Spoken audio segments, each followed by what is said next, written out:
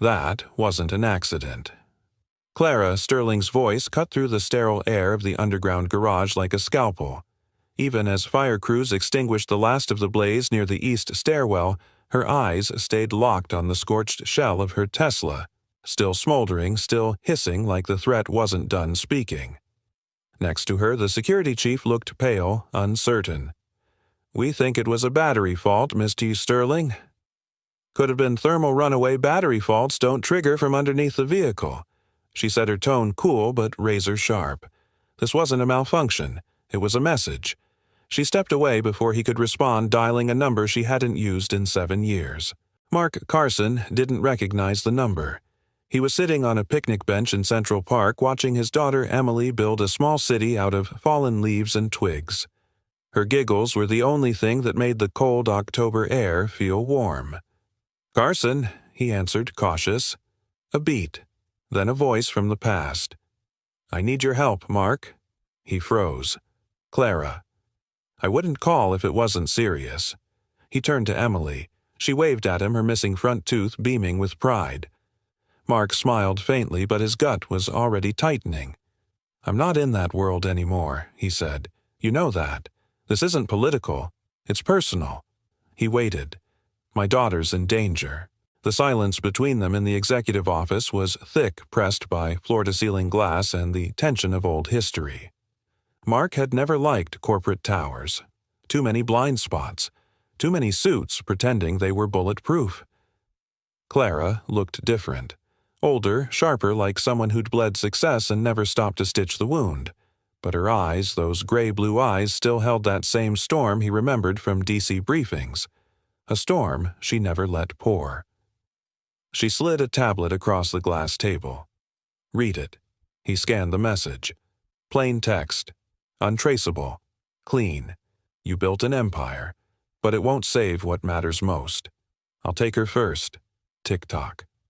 The photo attached was of Chloe Sterling, 17, walking out of school with earbuds in, a red circle drawn around her heart.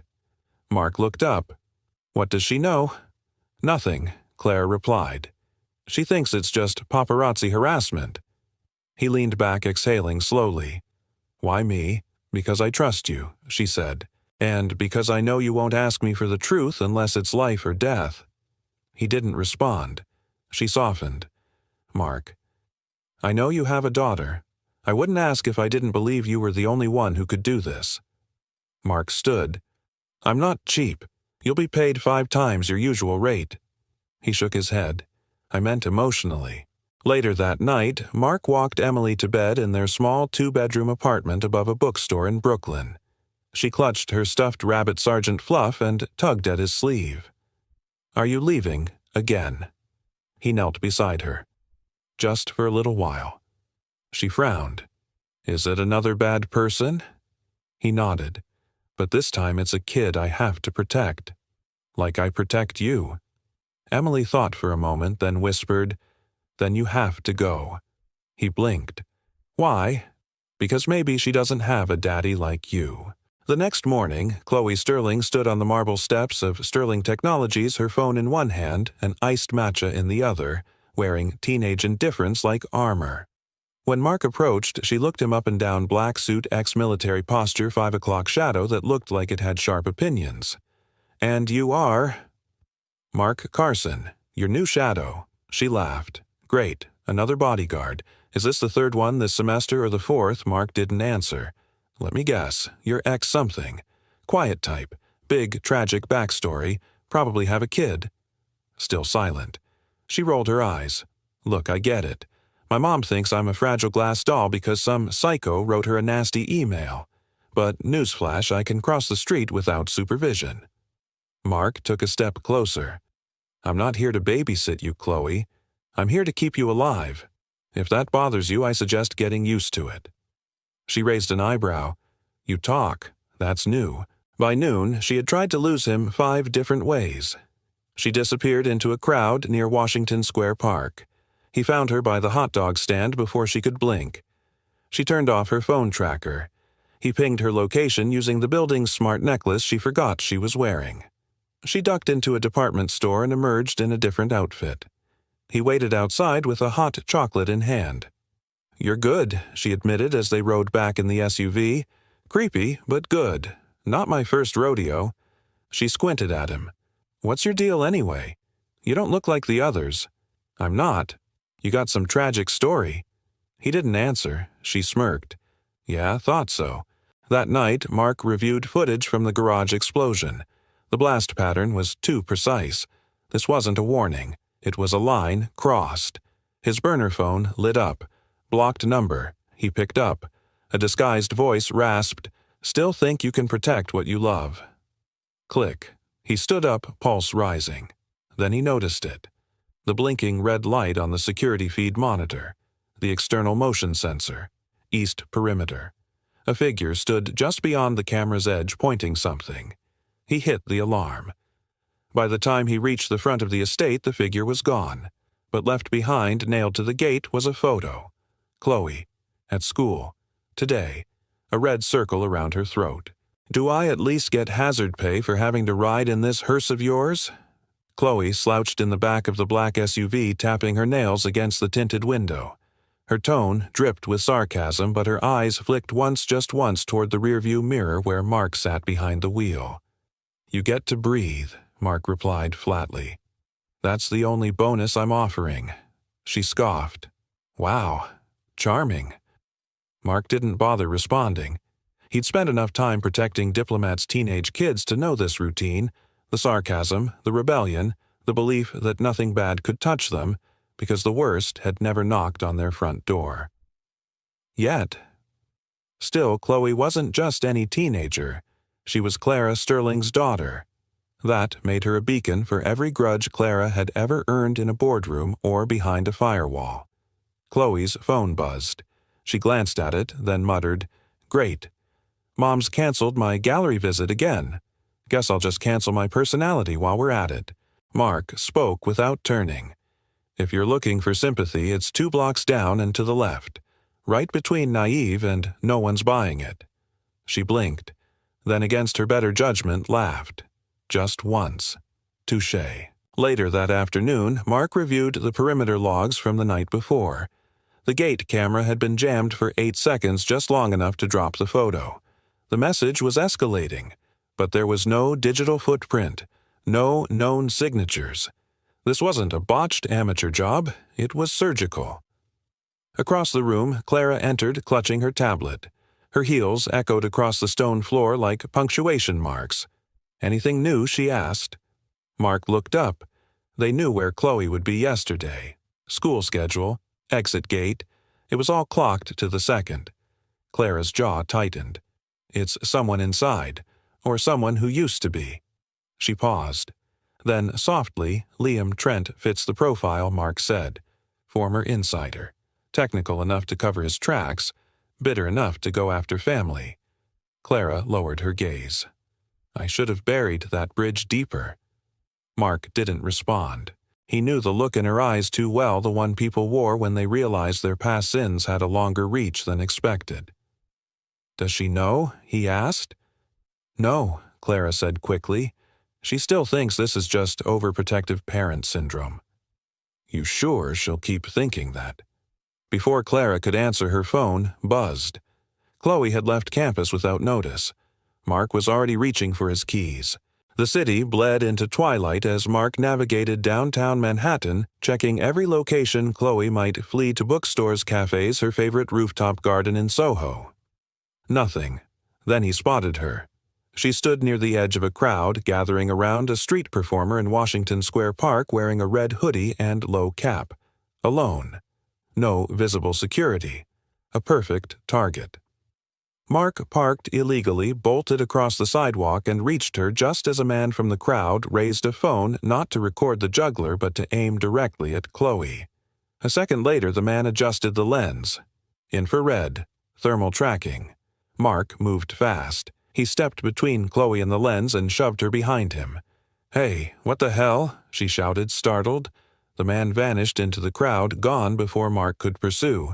"You need to come with me. Now. I'm not going anywhere until you tell me what's going on. Someone just tried to mark your heat signature. You want the long explanation now or the short one in an ambulance? Chloe's face drained of color.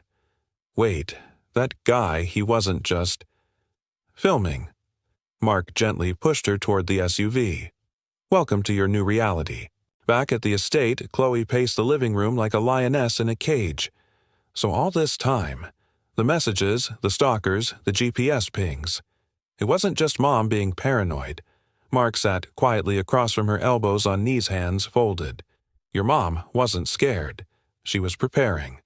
Chloe turned sharply. She didn't tell me anything. She wanted to protect you. No, Chloe snapped, voice breaking. She wanted control. Mark waited a moment before replying. Sometimes when people lose someone they love, they try to control the chaos that's left. Not because they're cold, but because it's the only thing they feel they can still manage. Chloe's eyes glistened. Is that what happened to you? The room went still. Mark swallowed. My wife died in a car crash 3 years ago. Wrong time, wrong place. I was supposed to be with her, but I'd taken a last-minute assignment in D.C. I thought the extra money would help. Instead, I missed our last dinner. I missed everything. Chloe didn't say anything, just slowly sat down across from him. Now, he said quietly, I make damn sure I don't miss the next thing I'm supposed to protect. That night, Clara stood just outside Chloe's bedroom listening to the muffled sound of her daughter crying quietly into her pillow. She hadn't heard that sound in years. Not since the funeral. She didn't go in. Downstairs, she found Mark in the security control room, eyes glued to the wall of monitors. She hates me, Clara said softly. Mark didn't look up. She's 17. That's practically part of the job description. No, I mean she resents me. And she's not wrong. She's hurt, Mark replied. Not broken. Clara leaned against the doorway. I built a billion-dollar company. I survived boardroom wars, legal attacks, death threats. But the day my husband died, I didn't know how to be a mother. So I did what I always do, I buried it in work. Mark turned, and now Clara met his gaze. Now I'm scared I waited too long to dig myself out. Just before midnight, Mark checked on the outer cameras one last time. Nothing unusual. But when he returned to his room, a photo lay under the door. Another one of Chloe. This time she was sitting on a park bench from earlier today. But now the red circle wasn't around her heart. It was around her throat, and scrawled underneath in jagged handwriting, Your time is almost up. The night after the second photo arrived, silence wrapped around the Sterling estate like a held breath. Even the wind outside seemed to hesitate before touching the glass. Mark hadn't slept. He sat in front of the security wall, 16 monitors flickering in tones of gray and blue, each camera whispering its version of stillness. His jaw was tight. Every few seconds he rubbed the scar above his wrist, an old habit from days when silence meant danger, not peace. The door opened quietly behind him. Clara stepped in barefoot, still in her black silk robe. She looked nothing like the public's image of the Iron CEO. No camera could have captured this version of her tired human mother. You're still up, she said softly.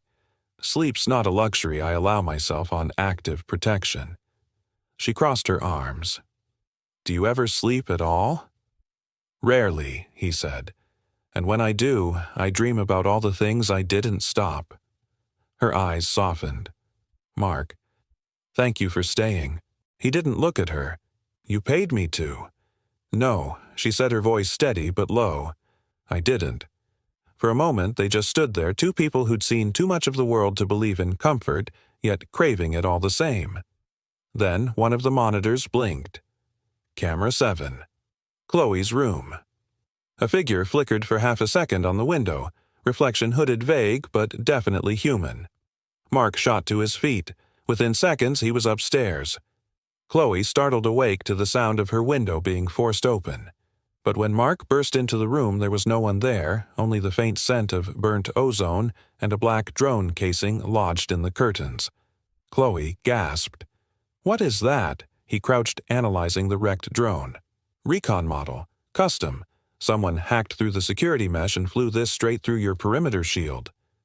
Clara appeared in the doorway, pale. Inside the house, inside her room, Mark said. And this wasn't surveillance, it was mapping. They were trying to locate something specific. Or someone. He looked at Chloe. When was the last time you used your laptop? Yesterday. For homework.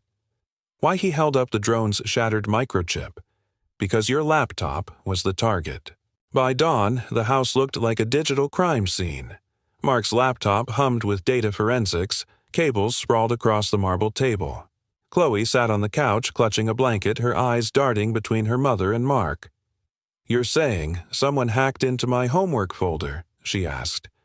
Clara shook her head. "Not just your homework. The same IP that accessed your device also pinged one of our secure archives." Chloe frowned. "Wait, are you saying this is your fault?" Clara's lips parted, but no words came. Mark stepped in. "She's saying, someone's coming after her company. You just happen to be the easiest way in. So I'm bait. You're the daughter of one of the most powerful CEOs in tech," he said. "That makes you leverage, and leverage breaks faster than code." Chloe's eyes stung. "I didn't ask for this." He sighed. "No one ever does." A few hours later, Mark traced the cyber trail back to a sequence of ghost IPs, each hopping between offshore servers. But one location kept repeating faint but persistent Reykjavik, the same signature as the old cyber mercenary group Helix. He turned to Clara. "Helix was dismantled 6 years ago. You took part in that, didn't you?" Her expression darkened. "I didn't take part. I led it. They were selling predictive AI to authoritarian states under the guise of private research. We broke their encryption and exposed their funding. The fallout destroyed Liam Trent's career."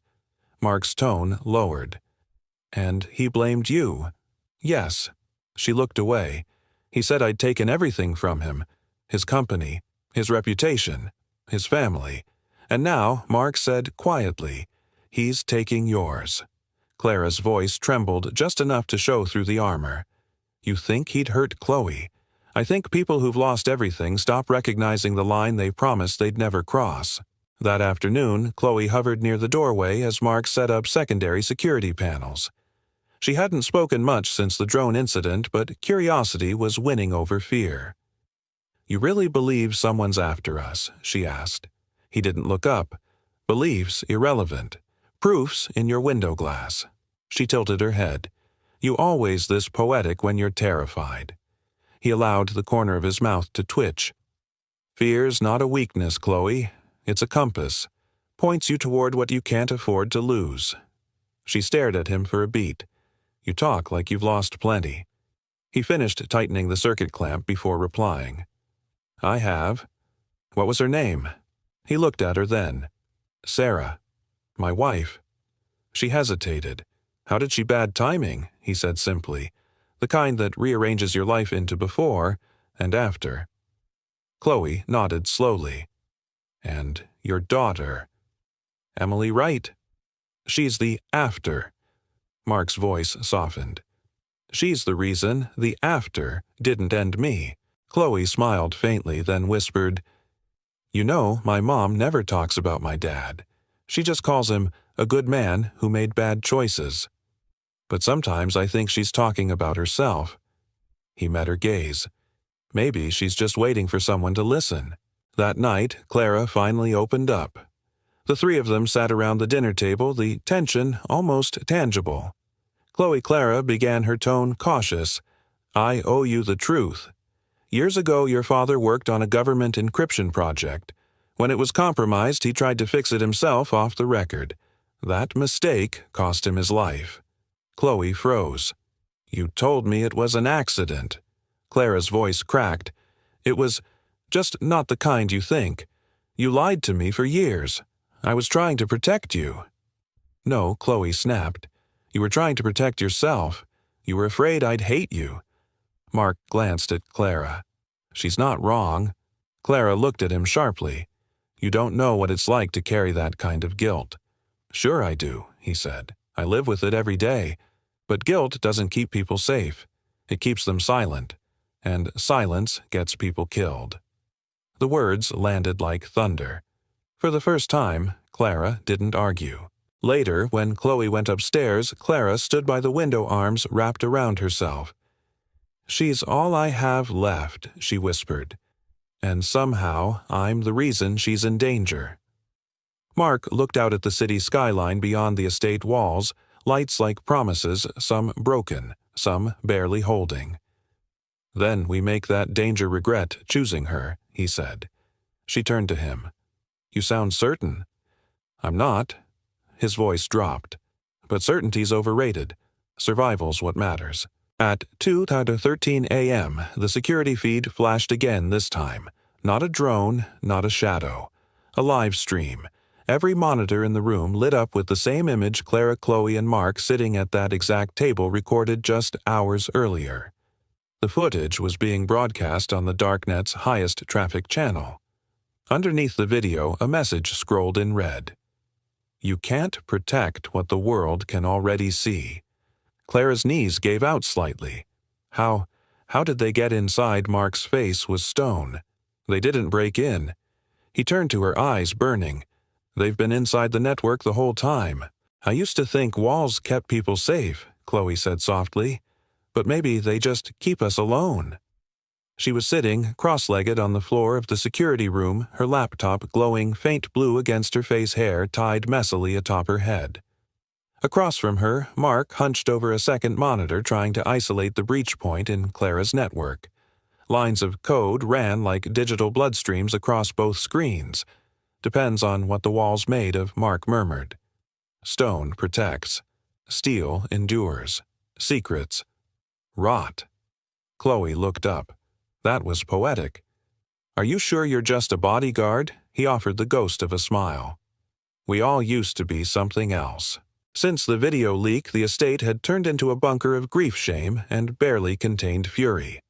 Clara had fired her chief of cybersecurity and brought in a forensic team, but Mark insisted on one thing: Chloe stays close, very close. To her surprise, Chloe didn't resist. Not anymore. In fact, she had begun helping. Her coding skills, once used to customize playlists and dodge digital curfews, now served a different purpose, tracing the back door in the code.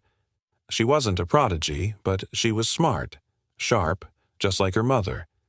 At first, Mark didn't say much when she offered to help, but when she reverse-engineered a login trail through an encrypted, time-stamped cache, even he nodded in quiet approval. "That wasn't luck," he said. Chloe shrugged. "Apple didn't fall that far, I guess." Mark paused. "Then maybe it's time the tree gave the apple some shade." That evening, the estate kitchen glowed with something rare warmth. Clara had insisted on a real meal, not catered, not delivered, just food made with hands, not machines. She cooked. Mark and Chloe exchanged glances when she appeared in the doorway with a half apron and the smell of roasted garlic trailing behind her. "You cook?" Chloe asked, half joking. Clara raised an eyebrow. "Just because I own a tech empire doesn't mean I can't season a pan." Mark smirked. "If I taste anything pre-frozen, I'm filing a report." Dinner was simple lemon herb chicken, roasted vegetables, and garlic rice, but it felt extravagant. Real. Human. Chloe ate in silence for a while, then glanced at Mark. "Your daughter? Emily. What's she like?" Mark's eyes softened instantly. Curious, brave, draws worlds on napkins and thinks stars live inside her snow globe. Clara smiled faintly. "She sounds like Hope with pigtails." "She is," Mark said, and for the first time there was no grief in his voice. Just truth. Chloe stirred her food. "Do you miss her?" Mark didn't hesitate. Every second. A pause. Then Chloe whispered, "I wonder if my dad would have missed me." The room went still. Clara reached across the table, her voice breaking just slightly. "He did, Chloe. Even before he was gone. He missed the time he didn't take, the choices he didn't fight harder for." Chloe looked down. "You never talk about him?" "I didn't know how." Clara confessed. "Grief doesn't come with instructions. It just walks in, takes your voice, and dares you to live anyway." Mark said quietly, "It takes strength to stay standing, but it takes more to speak through the silence." Later, Mark stepped out to check the exterior perimeter. He found Clara on the balcony sipping tea. Her face held that distant look again, the one that never quite belonged to the present moment. "Thank you," she said softly, not turning. For giving her something, I couldn't. "I didn't give her anything she didn't already have," he replied. "I just didn't walk away when it got messy." She looked at him now. "Why didn't you mark considered?" Then, "Because sometimes protecting someone means teaching them they're worth being fought for."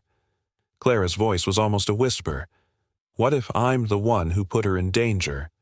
Mark stepped closer. "Then help me get her out. Not with apologies. With action." She nodded slowly. "Then let's begin." Chloe's breakthrough came the next morning. "Got it," she shouted from the corner of the security room, startling Mark mid-sip of black coffee. She turned her laptop toward him. "I ran a cross-trace of every access point over the past 30 days and filtered by frequency and time of day. One kept popping up 3:07 a.m. every Thursday." Mark leaned in. "Repeat access." She nodded, "But it's disguised as a maintenance ping. If you don't know what to look for, it blends in. But I track the subroutine it forks into 2 locations, one external, one internal." Mark's eyes narrowed. "Inside the company. Or someone with credentials that used to work there." Clara entered just in time to hear that last sentence. She paled. "Liam," she said. "His clearance was never fully revoked. Just locked." Chloe turned to her mother. "How does that even happen?" Because Clara admitted I was too proud to believe he'd ever stoop this low. Mark stood. Pride leaves the door open when fear locks it. That afternoon, Mark took Chloe outside for a break in the garden. She hadn't left the house in days. The fall air was crisp and golden leaves chased each other along the stone paths. "You okay?" he asked. Chloe inhaled deeply. "No, but I think I'm less afraid than I was." "Fear is good," he said. "Means you still have something to lose." She nodded. "Do you ever wonder, if you hadn't taken that last job, if you'd been with your wife that night, would it have changed everything?" Mark didn't answer right away. Then slowly, I used to ask that every day, until I realized the past doesn't trade places with the future. It just shapes what kind of man you decide to become. Chloe looked at him. "And who are you becoming?" "I don't know yet," he said honestly. "But I hope someone Emily's proud of. Someone you can trust." She smiled, small genuine. "You already are." That night, Clara and Mark sat beside the fireplace in the den, firelight dancing across their faces. "Is it strange," Clara said quietly, "that I feel safer now, even knowing we're being hunted?" "It's not strange," Mark replied. "It's what happens when fear starts losing ground to connection." She met his gaze. "I've spent years building an empire and still felt empty. But lately, I think I finally understand what it means to build something that lasts." "What's that?" he asked. Clara's voice was a whisper. "Trust. Family. Not the kind you inherit, the kind you choose." Just before midnight, Chloe approached them holding Emily's iPad. "She FaceTimed," she said. "Wanted to show me her drawing. It's the 4 of us standing on a hill." She gave Mom a cape. Clara blinked. "A cape?" Chloe smiled. She said, "Only superheroes get to keep their family safe." Mark looked down, then back at them. "Then I guess it's time we earn it." It was supposed to be an ordinary school event. Parents milled around the auditorium of Westbridge Academy, sipping watered-down coffee, glancing at their watches. Chloe stood backstage in a navy blue dress, clutching her debate notes, rolling her eyes every time someone mispronounced the name of her team. Mark stood behind the curtain arms crossed, earpiece in eyes, never still. Clara had insisted Chloe attend. "She needs normalcy," she'd said. Mark had hesitated. Normal, he'd replied, doesn't usually come with encrypted threats and surveillance drones. But Clara had looked at him not as a CEO, not as a client, but as a mother, and whispered, "She needs to feel like a teenager again. Even if it's just for 1 hour." So here they were. Mark didn't like it. The crowd was too dense, the entry points too narrow, and Chloe, smart, stubborn Chloe, was standing under a spotlight. "Are you always this tense?" she teased quietly, noticing his posture. He didn't look at her. "Only when the stakes are everything." She tilted her head. "You do realize you sound like a movie trailer, right?" A smile almost broke across his face. Almost. The debate began. Chloe delivered her arguments with crisp confidence, making her case against AI overreach and the importance of human ethics in machine design. Her voice carried strength and something else. Resolve. Clara watched from the fourth row, pride flickering behind her eyes. But Mark wasn't watching the stage. He was watching the exits. And that's when he saw it. A janitor, familiar uniform, unfamiliar walk, moving too slowly past the rear double doors. The man's grip on his cart was tight, too tight, and Mark didn't miss the bulge beneath the plastic trash bag. He was moving toward the fire exit, which backed onto the side lot, Chloe's scheduled pickup zone. Mark's earpiece buzzed. Code gray, package approaching exit route. He didn't hesitate. He bolted. Outside, the sky had dimmed into a cold autumn dusk. Mark rushed through the side alley, eyes scanning. Then he saw it perched atop a lamppost. A drone. Not a reconnaissance model this time. This one was armed. Mark's blood ran cold. Evac the auditorium. Now, but he was already too late. The drone activated its wings, slicing the wind with a sickening buzz, descending in a spiraling dive. Mark sprinted. Fast. Too fast for a man carrying regret in his bones. He reached Chloe just as she stepped through the exit doors, and tackled her to the ground. The blast erupted just feet away, shattering glass, setting the air on fire. Screams rang out behind them. Clara cried out from the crowd, shoved past two teachers, and ran toward her daughter's fallen form. Smoke filled the air. Sirens echoed in the distance. Chloe coughed violently, cradling her head. Mark shielded her as debris rained down, blood trailing from his right shoulder. She looked up, dazed. "Mark, I've got you," he rasped. "You're safe." The hospital room buzzed faintly with monitors. Clara sat beside Chloe's bed, clutching her hand like a lifeline. Her voice trembled. "I'm so sorry. I should have never let you go today." Chloe, her head bandaged but spirit intact, looked away. "You didn't let me go. You let me breathe." Clara blinked, surprised. And for the first time, Chloe whispered, "I wasn't just scared. I was fighting to live." Clara's tears came slowly, silently. She leaned forward and pressed her forehead to her daughter's. "You are everything I ever wanted to protect. And I swear to you, I will never, ever run from that again." Chloe gripped her mother's hand tighter. In the hallway, Mark leaned against the wall, a bandage across his shoulder, his suit jacket torn and stained. A nurse approached. "You should rest. That arm's not going to heal if you keep pretending it's made of steel." Mark gave a tired half-smile. "Steel bends. I don't." Clara stepped out of the room just in time to hear that. "You bled for her." He looked at her. "I'd do it again." Her gaze softened. "And yet you still haven't asked for anything in return." "I already have something," he said. "Her safety." Clara paused, then quietly, "Move in." Mark blinked. "Come again." "My estate," she clarified. "Full access. You and Emily. It's the safest place we have, and I trust you more than my own board right now." He hesitated. "You sure? Once we cross that line, we're not just playing defense anymore." "I don't want defense," Clara said. "I want strategy. And I want her to have people around who make her feel like she's worth protecting."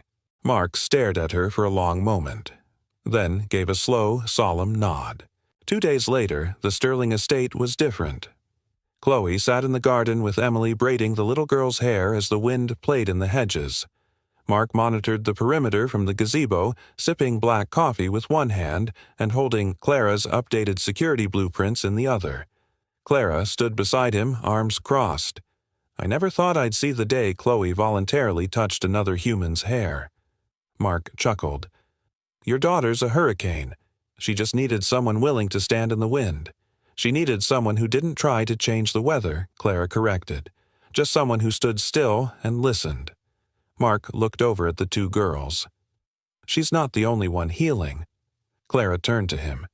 You mean Emily? He shook his head. I mean you. That night, as the house settled into a rare moment of peace, Chloe tiptoed into the guest room where Mark was organizing his gear. I wanted to say, "Thank you," she said. He looked up. You don't have to. I do, she insisted. You didn't just save my life. You stayed when it was hard. When I pushed you away, you kept showing up. He zipped the duffel bag slowly. That's what protection really is, Chloe. Not armor, not guns. It's consistency. It's showing up again and again until fear gets tired of trying. She nodded. Then I think fear just gave up. Meanwhile, in a dark basement across town, a man stared at a live stream from a tapped security cam inside the Sterling estate. Liam Trent. He watched as Chloe and Emily danced under the porch light, laughter echoing faintly through the feed. His fingers tapped the desk, slow and deliberate. She thinks she's safe, he muttered. Then he smiled. Good. Let her believe it. He reached over and activated a program labeled Echo Protocol. On screen, a countdown began, 72000. The rain tapped gently on the roof of the Sterling estate like it was afraid to interrupt. Inside the attic, Chloe rummaged through a dusty chest that hadn't been opened in years. Clara had given her permission. If you want to know your father, that's where he still lives, but she hadn't expected it to feel like excavation. Each photograph, each journal, each file folder was a shard of a man frozen in time. And then she found it. A sealed envelope, yellowed at the edges, addressed to Clara Sterling, written in her father's unmistakable handwriting. But the stamp was never postmarked. On the back, just 2 words if anything happens. Her breath caught. Downstairs, Clara sat on the edge of the fireplace, flipping through old security logs on her tablet, trying to trace Liam's digital trail. Her focus was razor-sharp, but her soul felt frayed. Mark entered quietly, holding 2 mugs of coffee. He handed her one. You look like you haven't blinked in an hour, he said. She accepted the coffee without looking up. If I close my eyes, I'll see that drone again. Mark sat beside her. Then, keep them open. But don't forget to breathe. She exhaled. Long, controlled. How did you learn to stay this calm? She asked. I didn't, he replied. I learned how to survive looking like I was. Clara glanced at him, and for the first time in days a faint smile cracked through. That's a skill I never mastered. You mastered something harder, Mark said. She raised an eyebrow. And what's that building something worth protecting? Chloe descended the stairs with the envelope in hand. Her face was unreadable. Mom, she said softly, I think this is yours. Clara turned. Her breath caught the moment she saw the handwriting. She took the letter like it was glass. I didn't know this still existed, she whispered. Mark stood nearby, silent, present. Clara sat, unfolded the letter, and read aloud. Clara, if something ever happens to me, and let's be honest, it probably will, you need to call Mark Carson. He's the only man I ever trusted with my life. And if things get worse, you'll need someone who knows how to fight in the dark. More importantly, teach Chloe to forgive you. Not because you'll always deserve it, but because holding on to pain is like trying to breathe underwater. Eventually, you either drown or learn to let go. I love you, even when you're too strong for your own good. James. The room was utterly still. Clara folded the letter slowly, hands trembling. I never sent it to myself, she murmured. I found it on his desk the night he died. I thought, if I didn't open it, maybe he wasn't really gone. Chloe's voice cracked. You kept this from me. I kept it from me, Clara said, because I couldn't stand to hear what he might have said. I couldn't face the fact that I'd built a life around silence. Mark stepped forward. But now, you're breaking it. Clara met his eyes. A little too late, don't you think? No, Chloe said. Just late enough. Later that afternoon, Chloe stood outside in the garden with Emily. The rain had stopped, but the earth was still soft. The 2 girls planted flowers together, sunflowers at Chloe's request. Why these? Emily asked. Chloe smiled. Because they follow the sun, even when it moves. Emily tilted her head. I think you're like that. Like what? Like someone who keeps following the light even when it hurts. Chloe's throat tightened. You sound like you're 40. Emily shrugged. Mom says pain makes people grow faster. Chloe knelt and hugged her, tightly. That night, Clara found Mark in the study reviewing security footage again. She sat across from him, holding a tablet. I want to show you something, she said. Mark looked up. She played a clip. Internal surveillance, old archived. It was of James Sterling sitting in the same study recording a message into a voice memo app. If this gets to you, Clara, it means I didn't outrun what was coming. So listen closely. If Chloe's in danger, if Liam ever comes back, don't try to fight alone. Mark Carson is more than security. He's a man who knows the cost of silence. Let him in. Let him lead. The recording ended. Clara turned to Mark, voice trembling. He trusted you more than anyone else. Mark's gaze didn't waver. He knew I'd bleed before I'd break. She stood, slowly walked toward him and placed a hand on his shoulder. Then, don't just protect us, she said. Be with us. Mark met her eyes. Are you asking as a client or as a woman who's learning how to let someone in again? Clara's answer was a whisper. Both. The next morning, Chloe approached Clara at breakfast. Mom, I want to help. Clara blinked. You already are. No. I mean, really help. I know how Liam thinks. I've studied his patterns. If we go back far enough into the data, we might find a breadcrumb trail. Clara hesitated. This isn't just about hacking Chloe. It's about putting yourself in his crosshairs. I've been there for weeks, Chloe said. The only difference now is that I get to face it with you. Mark entered just as Clara nodded. Then let's build a plan, he said. Chloe smirked. I already started. Up in her room, Chloe had built a digital map, one that linked old Helix data with recent IP anomalies and corporate breach attempts. She'd color-coded every access node. Red for confirmed Liam activity, yellow for suspicious but unverified, green for open vulnerabilities. Mark stood behind her, impressed. Where'd you learn to think like this? My dad, Chloe said. He told me once, never fight fire with fire, fight it with a map to the exit. Mark smiled. Then let's draw the exits. That evening, as the sun dipped low over Manhattan, casting golden light across the estate, Clara stood by the window watching her daughter work with Mark. For the first time, there was harmony. There was strategy. There was hope. She whispered under her breath, almost like a prayer. We're not just surviving anymore. We're preparing to win. Across the city, in the glow of his hideout, Liam stared at the screen. He watched as Chloe pieced together his network. He saw Mark advising her. He saw Clara in the background, no longer afraid. And he laughed. Oh, Clara, he whispered, you think this is a game of code and courage, but the final move isn't yours. He clicked a button. A countdown began flashing on the screen, 48 Daeshwaru 0 Below it the words, Echo, Protocol, Phase 2, Armed. The smell of smoke wasn't immediate. It crept in subtly masked by the garden's night jasmine and the gentle rustle of October leaves.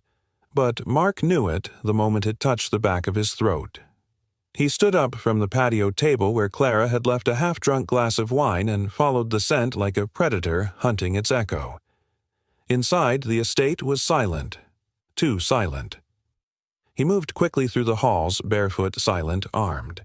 When he opened the sunroom door, the glow hit him. A fire, small but deliberate, had been set near the ivy archway in the back garden. A patch of dry mulch crackled orange, licking its way toward the wooden perimeter. But it wasn't the fire that stopped him cold. It was the sigil burned into the grass beside it, a spiral of interlocking lines, the unmistakable mark of Helix. And in the center of the pattern lay a knife. Chloe's name was engraved on the hilt. Clara awoke to the blare of alarms and the sharp command of Mark's voice over the estate intercom. All units secure Chloe. Level 1 breach. Repeat. Level 1 breach. She bolted, upright, heart pounding. Chloe. Downstairs, security teams rushed. The fire had been extinguished within minutes, but the message had already burned itself into their minds. When Clara reached the garden, she saw Mark crouched near the scorched sigil examining the blade. "Why the knife?" she asked breathlessly. Mark stood. "It's psychological warfare. Helix was always about symbolism. They don't just attack your systems, they attack your sense of safety." Chloe appeared behind her mother barefoot, trembling in her sweatshirt. "I thought I smelled something weird," she muttered. Clara pulled her in immediately, holding her tight. Mark's voice was low, controlled. They breached physical ground. That changes everything. Chloe looked at him. "So what?" Now he met her gaze. "Now we stop waiting for them to come to us." By noon, the estate was sealed tighter than a military base. Clara called an emergency meeting with her executive board via secure video. Mark reinforced all access points and tripled surveillance drones. Chloe, meanwhile, went back into her digital map, her hands trembling slightly but her focus razor-sharp. But even with all the noise, all the urgency, there was a chill in the air that hadn't been there before, because the enemy wasn't just behind a screen anymore. He had walked their soil. Later that afternoon, a courier arrived at the outer gate cleared through 4 levels of security. The package was addressed to Clara. Inside a hard drive, cold and black. No note. Mark scanned it in a sandboxed environment. When the file opened, a looping video played. Chloe recorded inside her bedroom. Every angle, every moment. Not from external surveillance, but from her own devices. Clara's hands trembled as she watched her daughter brush her teeth, saying under her breath, "Change clothes." "This was inside our network," she whispered. "He's been in our walls the whole time." Mark's jaw clenched. "This isn't a threat anymore. It's a declaration." Chloe, standing in the doorway, had gone completely still. "He watched me." "Not just watched," Mark said darkly. He waited. That night, silence reigned again. But it wasn't peaceful. It was taut, expectant, like the breath before a scream. Clara found Chloe in the music room, sitting by the baby grand she hadn't touched in years. "You okay?" Clara asked softly. Chloe didn't turn. "I used to think if I was smart enough, fast enough, angry enough, I could outcode fear." Clara approached slowly, but Chloe turned to her eyes raw. "But fear doesn't live in code. It lives in the mirror. And right now, I don't even recognize myself." Clara knelt beside her. "Sweetheart, fear doesn't mean you're weak. It means you care enough to want to survive." "I'm not scared of dying," Chloe whispered. "I'm scared of not mattering." Clara's voice broke. "You matter more than anything. And if I haven't said that enough, it's because I didn't know how to show it until now." Tears slipped down Chloe's cheek, and Clara did something she hadn't done since Chloe was 9. She pulled her daughter into her arms and held her. Upstairs, Mark stared at the screen again, watching the sigil footage on loop. But something nagged at him. The fire. The path it had started from. It wasn't random. He overlaid the estate blueprint with the fire's location. The scorch marks formed a direct line from the back gate to Chloe's window. This hadn't been a warning. It had been a test run. And if the fire hadn't triggered the alarm when it did, that line would have turned into a breach. Mark stood and grabbed his gear. Around midnight, a faint sound echoed through the house. A soft click from the eastern wing. Mark was moving before the second click. By the time he reached the hallway, a shadow darted past the far end, lean fast, wearing tactical black. He chased silent and swift, cutting through corridors. The intruder turned into the gallery hallway, and Mark tackled him at the corner, both men crashing into a sculpture stand. Glass shattered. The figure fought like he had training, efficient, brutal. But Mark had experience and purpose. He pinned the man, tore off the mask, not Liam. But the tattoo on the man's neck confirmed everything Helix's symbol, sharp and cruel. Mark cuffed him and activated the silent alarm. Within seconds, Clara and Chloe arrived, both breathless. Mark looked at the man, then at Clara. "We've got leverage." Chloe's voice was low. "He didn't come to kill me." No, Mark said. He came to open the door for someone else. In the panic room, sealed and soundproof, the intruder sat cuffed, staring at the wall. Mark entered with Clara and Chloe close behind. He didn't shout, didn't threaten. He simply placed the hard drive on the table. "You've seen what he's done," Mark said. "You know where this leads." The man said nothing. Mark leaned in. "But here's what he hasn't told you. The minute you outlive your usefulness, you're next."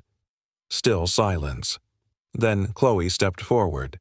"You think this is loyalty?" she said, her voice clear strong. "But you're just another pawn on Liam's board. The only difference is, you still have a chance to flip the game." The man looked up, and for the first time blinked with doubt. That night, back in the quiet of the den, Mark sat with Clara and Chloe. "We stopped the breach," he said, "but we haven't stopped him." Clara nodded. "Then we prepared to." Mark looked at both of them. "I want you out of the city, somewhere remote, somewhere safe." Clara hesitated. "And you, I'll stay. Work with the FBI track Liam's signal." Chloe shook her head. "No, we stay together." Mark met her eyes. "Chloe, I promised your father I'd protect you, and sometimes protecting someone means keeping them away from the blast." Clara reached over and placed her hand on his. "Then take us somewhere you trust." Mark was quiet for a long moment. Then he stood. "There's a place. Quiet. Off-grid. It's where I trained before everything went sideways." Clara looked up. "And what's it called?" Mark gave a half-smile. "Home." The tires crunched slowly over gravel as Mark guided the black SUV through a narrow mountain past trees bowing overhead like quiet sentinels. Far below, the Hudson Valley stretched wide and gold under the autumn sun. Clara sat in the front passenger seat, one hand clutching the door grip not from fear but from restraint. In the back, Chloe leaned her head against the window staring at the endless pine and oak forests. How much further, she asked, voice barely above a murmur. Mark glanced in the mirror. "Almost there?" "Another mile up, and the road ends." Chloe smirked faintly. "That sounds promising." "It is," he said. "If the world ever falls apart, this is where you go to remember who you are." Clara looked at him. "And who were you when you built this place?" Mark's grip tightened on the wheel. Someone who still believed peace was a place, not just a decision. The cabin appeared like a secret revealed. Nestled at the edge of a cliff, it stood firm and weathered, built of stone and cedar. Solar panels lined the roof, and a satellite dish peeked from behind the chimney. A wraparound porch offered views of the valley where wild deer grazed in the open and the wind whispered like a lullaby. "This," Mark said as he stepped out, "was where I trained after leaving the service. Off-grid, off-radar, no one knows it exists." Clara stared at it for a long moment. "It feels like the world stopped here." Mark nodded. "That's the point." The first evening passed quietly. Emily played with Chloe on the porch, tracing stars on her iPad, while Chloe taught her how to map constellations. Mark chopped firewood and kept watch on the perimeter. Clara cooked surprisingly well, roasting potatoes and warming soup on the wood-burning stove. At dinner, they sat around a rustic table built from salvaged oak, the fire casting gold against their faces. Clara passed Mark a bowl. "This might not be 5-star, but it's made with clean hands and good intentions." Mark took it nodding. "Then it's already better than anything served in D.C. Chloe smiled. "You two keep flirting like that, and Emily's going to start drawing wedding invitations." Mark nearly choked on his soup. Clara flushed, then laughed, the sound soft but real. Emily looked up from her sketchbook. "I already drew one." Everyone turned to her. She flipped it around. 4 stick figures, her Chloe, Mark, and Clara, all holding hands under a banner that read, "Safe." Chloe reached over and kissed the girl's forehead. "That's the best kind of invitation." Later that night, after Emily was asleep and Chloe tucked in with headphones and a thriller novel, Clara stepped onto the porch where Mark stood watching the moon rise. "I forgot how stars look when they're not competing with city lights," she said quietly. Mark didn't look at her. "They don't try to shine. They just do." A silence stretched between them. Then Clara said, "Thank you. For this. For not walking away." He turned. "You don't thank people for keeping promises. You just remember the ones who didn't." Her eyes searched his. "Is that what this is for you?" A promise to James Mark's voice dropped. At first, but somewhere along the way, it became something else. Clara stepped closer. What he looked at her and for once didn't deflect. "Yours." The next morning, Chloe rose early. Mark found her in the cabin's workshop surrounded by whiteboards and open devices. "You're up early," he said. She didn't look away from the monitor. Couldn't sleep. Had a thought about Liam's sequence structure. If he's using mirrored nodes to route his attacks, we can reverse engineer the redundancy and isolate his core server. Mark nodded. "You sound like your mom." She paused. That used to feel like an insult. Now, it kind of feels like armor. He studied her for a moment. "You've changed." She met his gaze. "I had to." "No," he said. "You chose to. That's braver." By afternoon, Chloe had mapped Liam's likely server coordinates to a cluster in Iceland remnants of an old Helix satellite node. Mark sent the information to an old contact in the FBI cyber unit. They had a target now, but they also had a ticking clock. Clara joined them in the cabin's central room where maps and code charts filled the walls. "What's our next move?" she asked. Mark glanced at the satellite feed. "We make the first one." That evening, as the fire popped in the hearth, Chloe sat beside Clara with Emily curled between them. "Do you think he's afraid of us?" Chloe asked suddenly. Clara looked at her. "Liam." Chloe nodded. "I mean, why else would he keep hiding? Why send symbols instead of soldiers?" Clara brushed hair from her daughter's face. "Because he knows something most villains forget." What Clara smiled. That the people who've already lost everything are the most dangerous. They don't fight to win. They fight because they refuse to lose again. Mark, overhearing from the corner, added quietly, "And we're not just survivors now. We're a unit." Chloe smirked. "So, what do we call ourselves?" Mark sipped his coffee. "A family." That night, as snow began dusting the peaks outside, Chloe stayed up working in the cabin's small loft. Clara joined her holding 2 mugs of cocoa. "Your father would be proud of you," Clara said. Chloe stared at the code on her screen. "You really think so?" Clara nodded. "He always said your mind was your superpower. I just never realized how sharp it could become until I saw it turn toward protection." Chloe's voice softened. "I used to be angry with you, for keeping things from me, for being distant." "I know," Clara said. "I was scared, of failing you, of losing what I loved twice." Chloe turned to her. "But you're here now." Clara reached out and took her hand. "And I'm never leaving again." Meanwhile, thousands of miles away, Liam sat in a dark bunker lit only by code and monitors. His eyes scanned the live feed from the Sterling estate recorded no longer live. A line of red code blinked on the top corner of the screen, Echo Protocol. Final phase armed. He typed a message into the darknet. They're no longer protecting themselves. They're preparing, which means it's time. We burn the past to control the future. He hit send, then leaned back and smiled. "Whatever happens next," Chloe said, eyes fixed on the monitor, "it has to come from us. No more reacting. No more waiting." Mark looked at her standing firm in the cabin's makeshift command center, the early morning light streaking across her face. She wasn't the same girl he met weeks ago. This version of Chloe carried something stronger than fear. Conviction. He nodded. "Then let's make him come to us. On our terms." By noon, they had launched the bait. Chloe uploaded a corrupted fragment of code to a hidden subserver carefully mimicking one of Liam's early prototype frameworks. It was disguised as an experimental patch to Clara's core architecture system. Chloe embedded a traceworm silent surgical designed to trace Liam's location the moment he tried to exploit it. This is the kind of trap that only works once, Chloe said as she typed. And it only works if he thinks he's smarter than me." Clara stood behind her watching every line of code, which means, Clara said softly, "You're counting on his ego to be bigger than his paranoia."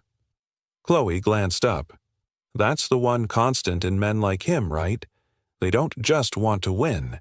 They want you to watch them win."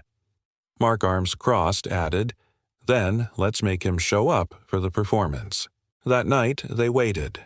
Clara and Chloe stayed inside the command room while Mark monitored the exterior with motion-sensitive drones.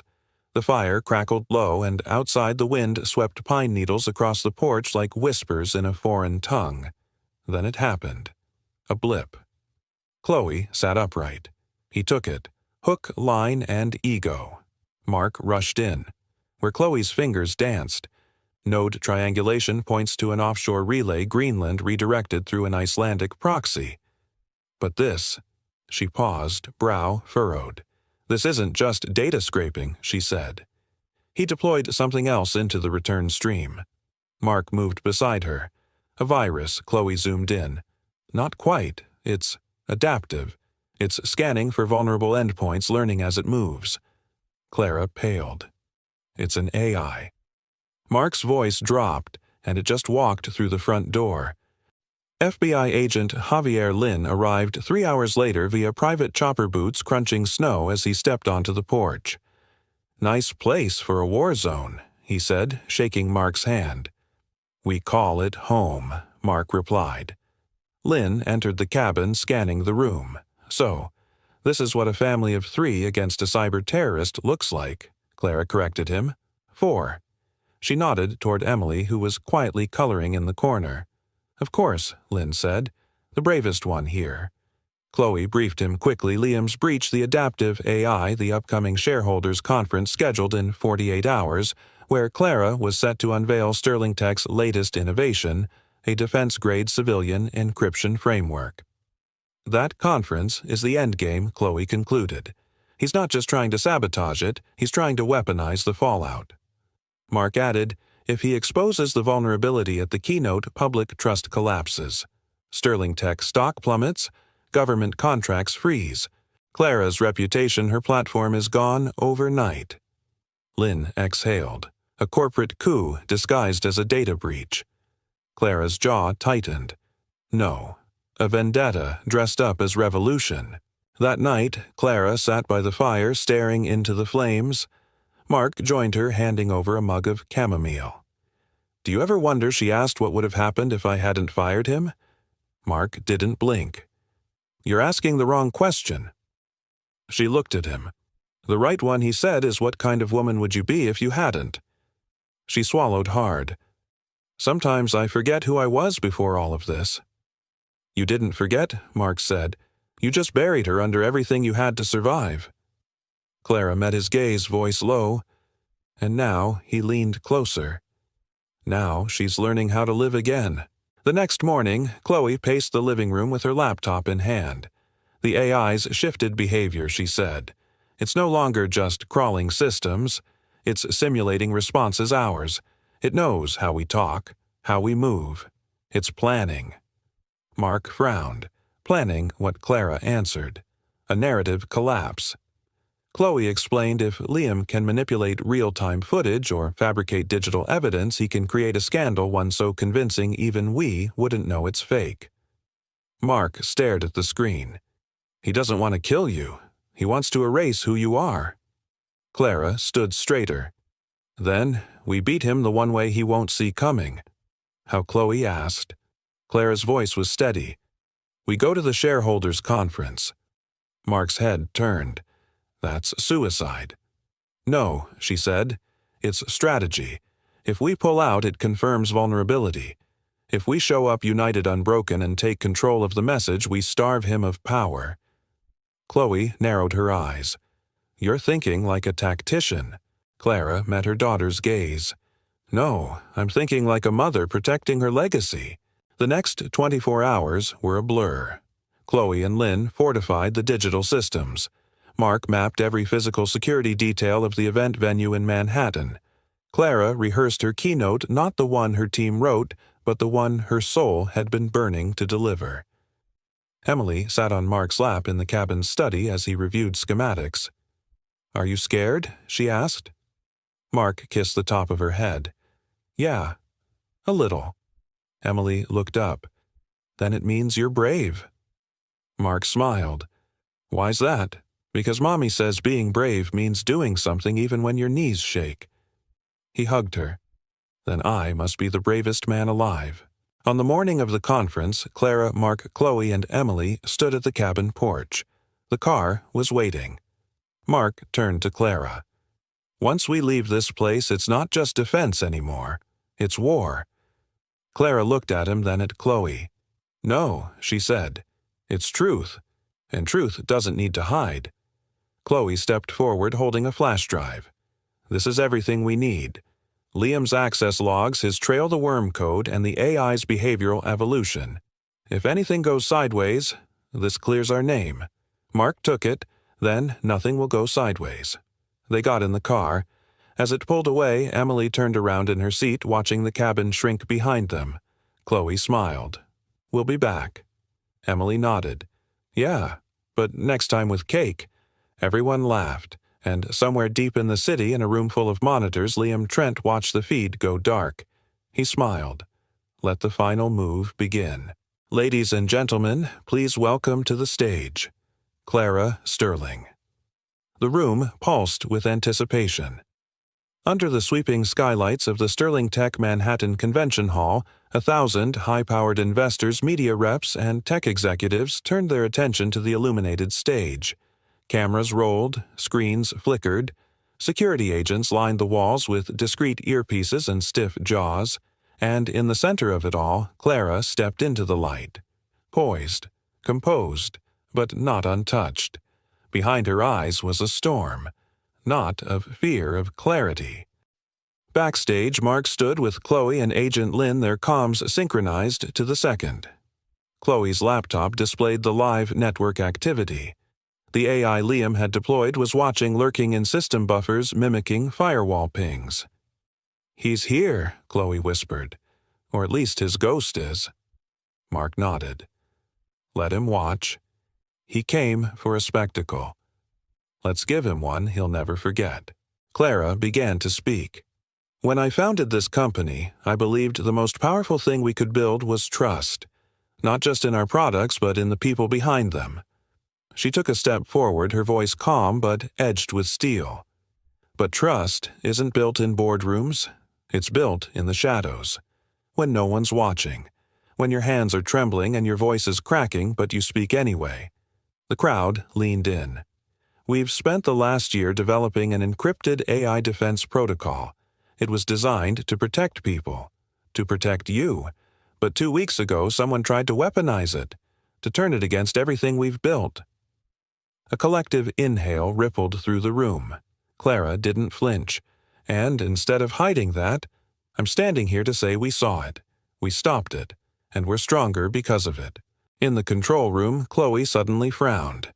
"The AI's shifting," she said. "He's trying to override the feed, inject a false video stream, something with fabricated footage." Lynn swore under his breath. "He wants to discredit her in real time." Mark stepped forward. "Can you stop it?" Chloe hesitated. Then she plugged in the flash drive. Her fingers moved like lightning. "I can't stop it," she said, "but I can rewrite the narrative. If I reroute the AI's injection stream through my own codec, I can flood it with truth recordings, logs, proof of breach." "You'll be exposed," Mark said quietly. "If you link it to your ID, he'll know it's you." Chloe looked up. "I don't need him to wonder who beat him." She pressed execute. On the main screen behind Clara, the AI tried to hijack the broadcast. Flashes of distorted imagery blinked for half a second. Then they disappeared, replaced by clear, undeniable footage. Liam's login trail. The helix sigil burned into Clara's garden. Audio clips of Liam's threats, the drone footage, the corrupted code running diagnostics on Chloe's laptop, and finally a visual of the AI's attempt to manipulate Sterling Tech's systems and fail. Gasps spread like wildfire. Clara turned slightly to glance at the screen, her daughter's work shining like armor behind her. She looked back at the crowd. We don't just build technology. We build resilience. And today my daughter reminded me that resilience isn't silence. It's truth spoken, shared, and owned. The room erupted. Applause thundered. But backstage, Chloe wasn't smiling, because something was wrong. Suddenly, her screen flashed red. A new protocol. Autonomous. Activated from Liam's side. Chloe's voice was hoarse. He planted a failsafe. It's not just about sabotage. It's about destruction. Mark moved to her. What kind of destruction? She stared at the code. System-wide detonation, not just data, hardware, physical servers in HQ manufacturing cloud centers. If this triggers the blast radius, won't be digital. Lynn paled. It's terrorism. Mark clenched his fists. How long do we have? Chloe whispered, less than 5 minutes. She stood abruptly. I can shut it down, but I have to be in the server room. Mark grabbed her arm. No, that's too risky. Chloe looked at him, eyes fierce. You said once that protecting someone means showing up until fear gives up. Well, this is me showing up. Clara appeared breathless. What's going on? Mark looked between them, torn. Clara moved to Chloe, gripped her shoulders. I'll go. Chloe shook her head. No. You built this company, but he came after me. I finished this. Clara's eyes welled. Then I'm coming with you. Mark didn't argue. He only said, then I'll cover the exits. The server room was 3 floors down. Cooled by industrial fans glowing with blue light, it pulsed like a sleeping beast. Chloe rushed to the main terminal. Clara stood guard, heart pounding. Lines of red text crawled across the screen. The countdown, 04, 12, 04, 11. Chloe's voice cracked. He embedded an AI within the AI. Recursive logic, if I cut it wrong, it'll accelerate. Clara reached into her coat and pulled out a small key. Your father designed this failsafe years ago, she said. He never got to use it. Maybe now's the time. Chloe took it, clicked it into the port. A window opened. Access granted. Chloe began typing, voice trembling. You know what the worst part was? Mom Clara looked at her. All those years I thought you didn't love me. But really, you were just scared I'd grow up not needing you. Clara whispered I was scared you'd grow up not knowing me. Chloe typed faster. O2, 10, EO2, EO9. The system began to slow. Almost there, Chloe said. Come on. Suddenly an override command flared. Clara gasped. He's trying to take manual control. Chloe's fingers blurred. I'm not letting him, she whispered. He doesn't get the final word. I do. She pressed Enter. Silence. Then, the screen went black. A single line appeared. Protocol terminated. System neutralized. Clara exhaled. Chloe collapsed into her arms. I told you, Chloe said, breathless, the people who've lost everything. They fight different. An hour later, Mark found them in the green room, still locked in embrace. He knelt beside them. You did it, he said. Chloe looked up. No, we did. Clara looked at him, voice soft, and the promise, it's kept. Mark closed his eyes for a moment. Then quietly, he would have been proud of you both. That night, the city lights glowed gentler somehow. Clara stood on the rooftop with Mark, the wind threading through her hair. You saved my daughter, she said. But more than that, you saved me. Mark turned to her. You didn't need saving Clara. You just needed someone who didn't flinch. She stepped closer. And what do you need? Mark hesitated. Then someone who believes there's still a future worth fighting for. She took his hand. Then, stay long enough to see it. Across town, in a cheap motel lit by flickering neon, Liam Trent stared at a blank screen. He had lost. But even worse, he'd been seen. Exposed. He whispered, this isn't over. But deep down, even he didn't believe it anymore. You were never just the bodyguard. Mark. Clara's voice, steady and tender, drifted through the quiet morning air of the Sterling Foundation courtyard. Mark turned from the row of folding chairs he was setting up for the event sunlight catching the silver in his hair. His usual security gear was gone, replaced by a simple collared shirt and sleeves rolled up. Beside him, Chloe carefully adjusted a signboard that read, "Strength in the Everyday, a day of community healing and hope." Mark met Clara's eyes soft with something unspoken. Then what was I? Clara smiled gently. The anchor we didn't know we needed. 2 months had passed since the attempted sabotage. Sterling Tech had not only survived the storm, it had transformed. Gone were the hollow investor pitches and the cold, guarded press releases. In their place stood something real, a company that had faced the mirror and chosen humanity over illusion. And at the center of that shift, 3 people stood quietly bound not by blood or contract, but by shared scars, redemption, and love. Mark placed the last chair and walked toward the community center entrance where Sophie and Chloe were giggling over a tray of cupcakes. Sophie, wide-eyed and barefoot in the grass, held a chocolate one triumphantly. "I made these with Miss Chloe," she declared, cheeks already smeared. Chloe smirked. She mostly just licked the batter. "That's called quality control," Sophie said with a serious nod, making both adults laugh. Mark crouched beside them. "You know," he said to Chloe, "you're a different person now." Chloe looked at him thoughtful. "Maybe not different.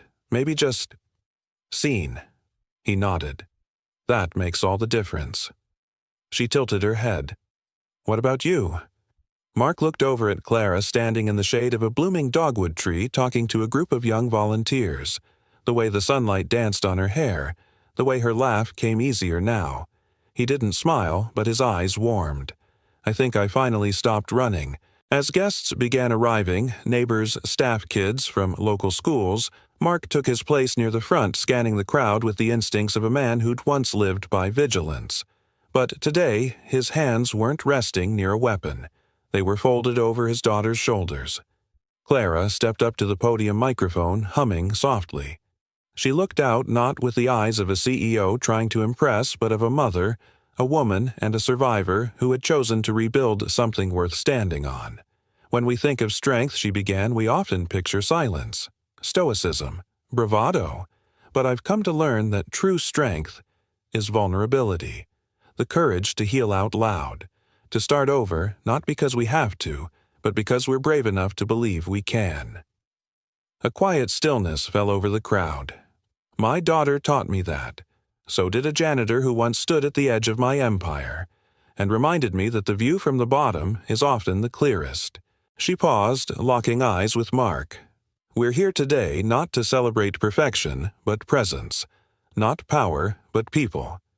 Applause rose soft at first, then steady and full.